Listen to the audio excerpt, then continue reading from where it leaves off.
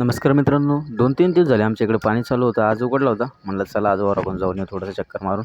तर आलो वावरात. थोडी भूक लागली होती. तर मग चूल पेटवली, 3 इटा मांडून काड्या घातल्या आणि ओल्या असल्यामुळं लवकर पेटत नव्हत्या. तर याच्यावर मी बटाटे भाजायसाठी हे करत होतो आणि नंतर भुईमुगाच्या शेंगा, भुईमुग लावलेला आहे.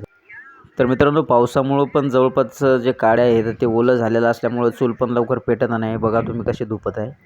आणि वातावरण आज पूर्ण जरा उघडलं, मस्त हिरवंगार सगळीकडे दिसत आहे वातावरण. ढगाळ वातावरण होतं, पण आता थोडं ऊन पडलं होतं दुपारून. तर पहा तुम्ही. तर आपण आलू भाजायला टाकले होते आतमध्ये. तर आलू पण खरपूस जरा भाजून झालेत. पाहू शकता. चूल काय चांगली पेटत नव्हती, पण फुकू हवा फुकू त्याच्यात थोडं आपण आहार केला तयार. आणि मस्त आपले आलू आता भाजलेले आहेत. आता याच्यावर आपल्याला भाजायचं आहे थोड्या वेळात भुईमुग. तर चला.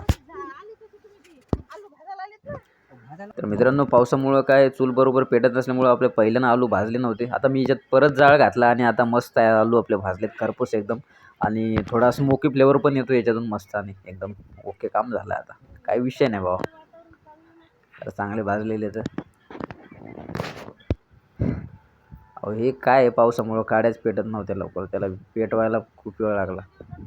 कारण ते थोड्या सादळ होत्या. तर आता मस्त आलू काढून घेतले प्लेटीमध्ये. आपले ते काही जास्त झाले नाही. आणि या भुईमुगाच्या शेंगा टाकल्या भाजायला. आता शेंगा मस्त भाजणार आणि मग थोडं आपण खाऊन घेऊ.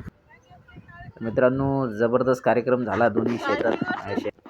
ओल्या भुईमुगाच्या शेंगा काय मित्रांनो, भाजल्यानंतर थोड्या चांगल्या लागतात आणि एक नंबर कार्यक्रम झाला. तर मित्रांनो, आजचा तुम्हाला व्हिडिओ कसा वाटला मला नक्की लाईक करून किंवा कमेंट करून सांगा.